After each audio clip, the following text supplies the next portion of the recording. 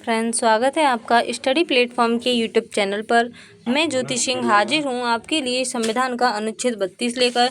तो आइए आज की क्लास में हम समझेंगे कि संविधान का अनुच्छेद 32 क्या कहता है। इस भाग द्वारा प्रदत्त अधिकारों को प्रवर्तित कराने के लिए उपचार, यानी कि इस भाग द्वारा प्रदत्त अधिकार यानी कि मूल अधिकार में किसी आर्टिकल को प्रवर्तित कराने के लिए उपचार। खंड 1।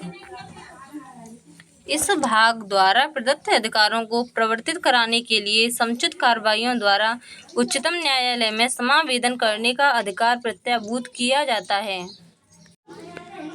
इस भाग द्वारा यानी कि मूल अधिकारों में किसी व्यक्ति के किसी अधिकार को छीना जाता है या उल्लंघन किया जाता है तो उस व्यक्ति को सुप्रीम कोर्ट में अपनी रिक्वेस्ट देने का अधिकार है। खंड 2। इस भाग द्वारा प्रदत्त अधिकारों में से किसी को प्रवर्तित कराने के लिए उच्चतम न्यायालय को ऐसे निर्देश या आदेश या रिट जिसके अंतर्गत बंदी, प्रत्यक्षीकरण, परमादेश, प्रतिषेध, अधिकार परीक्षा और उत्प्रेषण रिट हैं, जो भी समुचित हों, निकालने की शक्ति होगी।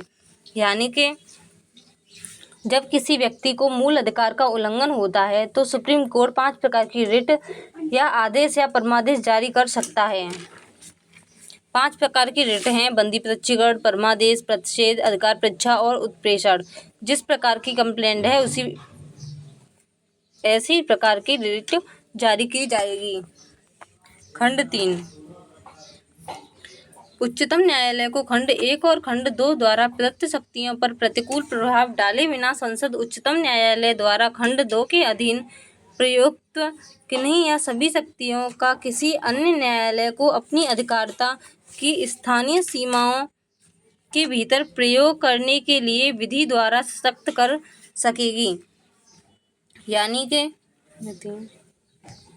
सुप्रीम कोर्ट को रिट निकालने का अधिकार उस पर प्रतिकूल प्रभाव डाले बिना संसद कानून के द्वारा इस प्रकार की रिट जारी करने का अधिकार अन्य न्यायालय को दे सकता है।